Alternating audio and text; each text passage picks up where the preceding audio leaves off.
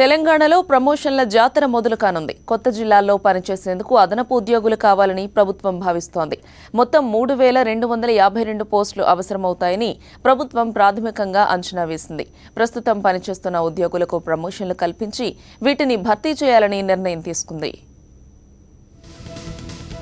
ఆవిర్భావం రోజు నుంచే కొత్త జిల్లాలు, రెవెన్యూ డివిజన్లు, మండలాల పరిపాలనా కార్యక్రమాలు ప్రారంభించేలా ఏర్పాట్లు చేయాలని సీఎం కేసీఆర్ ఇటీవలే ఆదేశాలు జారీ చేశారు.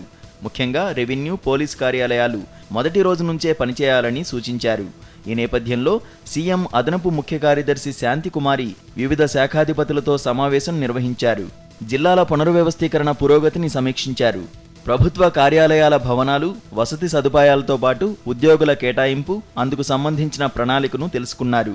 వీటితో పాటు కొత్తగా ఏర్పడే కేంద్రాల్లో ఎంతమంది ఉద్యోగులు అవసరం, ఎన్ని క్యాడర్ పోస్టులు అవసరం, వాటిని ఎలా భర్తీ చేయాలి అన్న అంశాలపై చర్చించారు. అర్హతను బట్టి ఆయా శాఖల్లో పదోన్నతులు కల్పించి పోస్టులు భర్తీ చేయాలని అధికారులు నిర్ణయించారు. ఈ లెక్కన ప్రతి క్యాడర్లో పోస్టులు పెరగనున్నాయి. కొత్త జిల్లాలకు సంబంధించి ఫిర్యాదుల పరిశీలన కొనసాగుతుండటంతో ప్రభుత్వం తుది నోటిఫికేషన్ ఎప్పుడు జారీ చేస్తుందనే అంశంపై ఉత్కంఠ నెలకొంది. ముసాయిదా నోటిఫికేషన్పై వచ్చిన అభ్యంతరాల దృష్ట్యా కొత్త జిల్లాలు, డివిజన్లు, మండలాలకు సంబంధించి స్వల్ప మార్పులు చోటు చేసుకోనున్నాయి. ప్రజాప్రతినిధుల విజ్ఞప్తుల మేరకు పలుచోట్ల కొత్త జిల్లాల స్వరూపంతో పాటు డివిజన్లు, మండలాల్లో మార్పులు చేయాలని సీఎం ఆదేశాలు జారీ చేశారు. వీటన్నింటినీ ప్రభుత్వం తుది నోటిఫికేషన్లో పొందుపరచనుంది.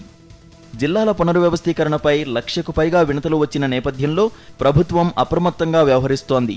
న్యాయపరమైన చిక్కులు రాకుండా ఉండేలా తుది నోటిఫికేషన్ జారీ చేయాలని భావిస్తోంది.